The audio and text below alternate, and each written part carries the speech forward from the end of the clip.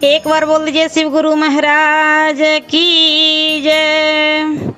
आइए अनंत भक्ति चैनल में आप सभी भक्तजनों का एक बार फिर से स्वागत है। आज हम गुरुदेव भोलेनाथ का एक बहुत ही प्यारा सुंदर कथा सुनाती हूँ शिव विवाह के बारे में। सो सुनिए। माता सती शरीर त्याग कर दी थी तो सती के विरह में शंकर जी की दयनीय दशा हो गई थी। वे हर पल सती का ही ध्यान करते रहते और उन्हीं की चर्चा में व्यस्त रहते। उधर सती ने भी शरीर का त्याग करते समय संकल्प किया था कि मैं राजा हिमांचल के यहाँ जन्म लेकर शंकर जी की अर्धांगिनी बनूं। अब जगदम्बा का संकल्प व्यर्थ होने से तो रहा। वे उचित समय पर राजा हिमालय की पत्नी मेनिका के गर्भ में प्रविष्ट होकर उनकी कोख में से प्रकट हुई। पर्वतराज की पुत्री होने के कारण वे पार्वती कहलाई। जब पार्वती बड़ी होकर सियानी हुई तो उनके माता पिता को अच्छा वर तलाश करने की चिंता होने लगी। एक दिन अचानक देवर्षि नारद राजा हिमालय के महल में आ पहुँचे और पार्वती को देखकर कहने लगे कि इसका विवाह शंकर जी के साथ होना चाहिए और वे ही सभी दृष्टि से इनके योग्य हैं। पार्वती के माता पिता के आनंद का यह जानकर ठिकाना न रहा कि साक्षात जगन्य माता सती ही उनके यहाँ प्रकट हुई है। वे मन ही मन भाग को सराहने लगे। एक दिन अचानक भगवान शंकर सती के विरह में घूमते घूमते उसी प्रदेश में जा पहुँचे और पास ही के स्थान गंगा बतरन में तपस्या करने लगे। जब हिमालय को इसकी जानकारी मिली तो वे पार्वती को लेकर शिव के पास गए। वहाँ राजा ने शिव जी से विनम्रता पूर्वक अपनी पुत्री को सेवा में ग्रहण करने की प्रार्थना की। शिव जी ने तो पहले आनाकानी की, किंतु पार्वती की भक्ति देखकर वे उनका आग्रह न टाल सके। शिव जी से अनुमति मिलने के बाद तो पार्वती प्रतिदिन अपनी सखियां के साथ ले उनकी सेवा करने लगी। पार्वती हमेशा इस बात का सदा ध्यान रखती थी कि शिव जी को किसी भी प्रकार का कष्ट ना हो। वे हमेशा उनके चरण धोकर चरणोदक ग्रहण करती और षोडशोपचार से पूजा करती। इसी तरह पार्वती को भगवान शंकर की सेवा करते दीर्घ समय बीत गया, यानी लंबे समय बीत गया, किंतु पार्वती जैसी सुंदर बाला से एक बार इस प्रकार एकांत में सेवा लेते रहने पर भी शंकर के मन में किसी कभी विकार नहीं हुआ। वे सदा अपनी समाधि में ही निश्चल रहते। उधर देवताओं को तारक नाम का असुर बड़ा त्रास देने लगा।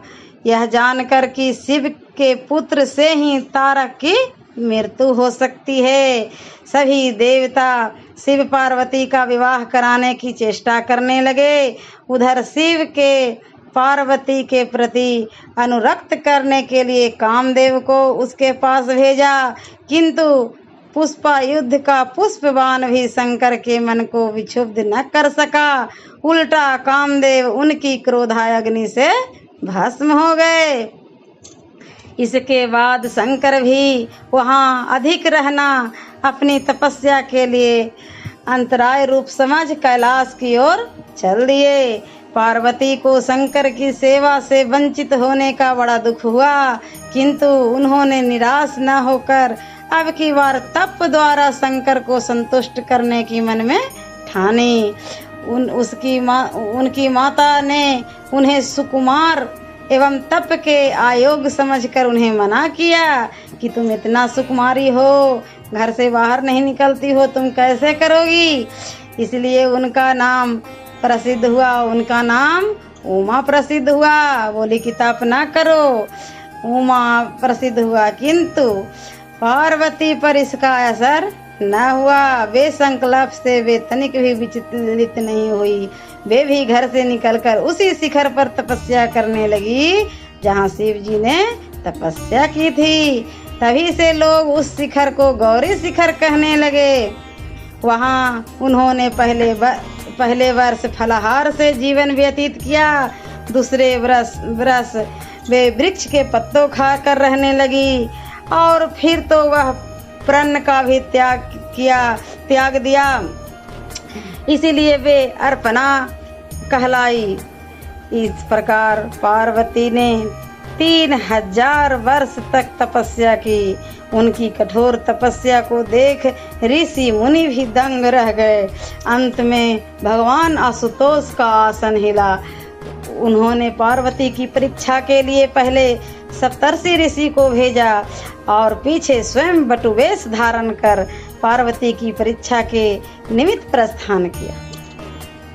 जब उन्होंने इस प्रकार से जांच परख कर देख लिया कि पार्वती की उनमें अविचल निष्ठा है, तब वे अपने को अधिक देर तक छिपा न सके। वे तुरंत अपने असली रूप में पार्वती के सामने प्रकट हो गए और उन्हें पानी ग्रहण का वरदान देकर अंतर्ध्यान हो गए। पार्वती अपने तप को पूर्ण होते देख घर लौट आई और माता पिता से सारा वृतांत कह सुनाया। अपनी दुलारी पुत्री की कठोर तपस्या की फलीभूत होता देख माता पिता के आनंद का ठिकाना नहीं रहा। उधर शंकर जी ने सप्तर्षियों को विवाह का प्रस्ताव लेकर हिमालय के पास भेजा। इस प्रकार विवाह की शुभ तिथि निश्चित हुई। सप्तर्षि द्वारा विवाह की तिथि निश्चित कर दिए गए जाने के बाद भगवान शंकर जी ने नारद द्वारा सारे देवताओं को विवाह में सम्मिलित होने के लिए आदर पूर्वक निमंत्रण दिया और अपने गणों को बारात की तैयारी करने का आदेश दिया। उनके आदेश से अत्यंत प्रसन्न होकर गणेश्वर, शंखकर्ण, केकराक्ष, विकृत, विशाख, विक्तानन, दुदुम्ब, कपाल कुंडक, काकपादुदार, मधुपिंग, प्रमथ, वीरभद्र आदि गणों को अध्यक्ष अपने अपने गणों के साथ लेकर चल पड़े। नंदी, क्षेत्रपाल, भैरव आदि गणराज भी कोटि कट गणों के साथ निकल पड़े। ये भी 3 नेत्रों वाले थे। सबके मस्तक पर चंद्रमा और गले में नीले चिन्ह थे। सभी ने रुद्राक्ष के आभूषण पहन रखे थे। सभी ने शरीर पर उत्तम भस्म पुती हुई थी, यानी पूरे सज सवर के तैयार थे। इन गणों के साथ शंकर जी भूतों, प्रेतों, पिशाचों की सेना भी आकर सम्मिलित हो गई। इसमें डाकनी, शाकनी, यातुधान, बेताल, ब्रह्मराक्ष आदि शामिल थे। इन सभी के रूप, रंग, आकार, प्रकार, चेष्टाएं, वेश भूषा, हाव भाव आदि सभी कुछ अत्यंत विचित्र थे। किसी के मुख ही नहीं था और किसी के बहुत से मुख थे। कोई बिना हाथ पैर के ही था तो कोई बहुत से हाथ पैरों वाला था। किसी के बहुत सी आंखें थी तो किसी के पास एक भी आंखें नहीं थी। किसी के मुख गधे की तरह था तो किसी के सियार के तरह था, किसी के कुत्ते की तरह था। सब अपने अपने अंगों में ताजा खून लगा के रखा था। कोई अत्यंत पवित्र, कोई अत्यंत विवत्स था और अपवित्र गणवेश धारण किए हुए था। उनके आभूषण बड़े ही डरावनी थे। उनके हाथ में नर कपाल रे रखा था। वे सब के सब अपनी तरंग में मस्त होकर नाचते गाते और मौज उड़ाते महादेव शंकर जी के चारों ओर एकत्रित हो गए। चंडी देवी बड़ी प्रसन्नता के साथ उत्सव मनाती हुई भगवान रुद्रदेव की बहन बनकर वहां आ पहुंची। उन्होंने सर्प के आभूषण पहन रखे थे। वे प्रेत पर बैठकर अपने मस्तक पर सोने के कलश धारण किए हुए थी। धीरे धीरे सारे देवता भी एकत्रित हो गई। कितना आनंद का समय है, सोच लीजिए। महादेव जी का बारात एकत्र हो रहा है। भक्तों सुन लीजिए, उस देव मंडली के बीच भगवान श्री विष्णु गरुड़ पर विराजमान थे। पितामह ब्रह्मा जी भी उनके पास में मूर्तिमान वेदों शास्त्रों पुराणों आगमों सनकाद महासिद्धों प्रजापतियों पुत्रों तथा कई परिजन के साथ उपस्थित थे। पूरे अलदल से ब्रह्मा जी भी आ गए। देवराज इंद्र भी कई आभूषण पहन अपने रावत गज पर बैठ वहां पहुंचे थे। सभी प्रमुख ऋषि भी वहां आ गए। तुदुम्बरु नारद हाहा और हुहु आदि श्रेष्ठ गंधर्व तथा किन्नर भी शिव जी की बारात की शोभा बढ़ाने के लिए वहां पहुंच गए थे।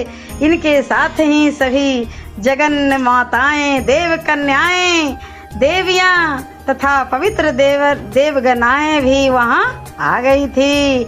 इन सभी के वहां मिलने के बाद भगवान शंकर जी अपने स्फुटिक जैसे उज्जवल सुंदर वृष पर सवार हुए, नंदी पर सवार हुए। दुल्हे के भेष में शिव जी की शोभा निराली ही छटक रही थी। इस समय और विचित्र बारात के प्रस्थान के समय डमरुओं की डमडम, शंखों के गंभीर नाद, ऋषि मुनियों के मंत्रोच्चार, यक्षों किन्नरों गंधर्व के सरस गायन, देवगनाओं के मनमोहक नृत्य और मंगल गीतों की गूंज से तीनों लोक परिव्याप्त हो उठे। जय हो गुरुदेव जय हो। उधर हिमालय ने विवाह के लिए बड़ी धूमधाम से तैयारियां की और शुभ लगन में शिव जी का बारात हिमालय के द्वार पर आ लगी। पहले तो शिव जी का विकट रूप तथा भूत प्रेतों की सेना देखकर मैना बहुत डर गई और उन्हें अपनी कन्याओं का पानी ग्रहण कराने में आनाकानी करने लगी। पीछे से जब उन्होंने शंकर जी का करोड़ों कामदेव को लजाने वाला 16 वर्ष की अवस्था का परम लावण्यमय रूप देखा तो वे देह गेह की शुद्धि भूल गई और शंकर पर अपनी कन्या के साथ साथ ही अपनी आत्मा को भी न्यौछावर कर दिया। जय शंकर भगवान। हर गौरी का विवाह आनंद पूर्वक संपूर्ण हुआ। हिमाचल ने कन्यादान किया। भगवान विष्णु तथा अन्यान्य सब देव रमणियों के नाना प्रकार के उपहार दिए। ब्रह्मा जी के वेदोक्त रीति से विवाह करवाया। सब लोग अमित उत्साह से भरे अपने अपने स्थान को लौट गए। एक बार बोल दीजिए हर हर महादेव। माता पार्वती की जय, भोलेनाथ की जय। ऐसे ही मनोरंजक कथाएं, कहानियाँ और भक्ति गीत सुनने के लिए हमारे इस चैनल अनंत भक्ति को सब्सक्राइब करें और वीडियो अच्छी लगी हो तो लाइक का बटन ज़रूर दबाएं। धन्यवाद।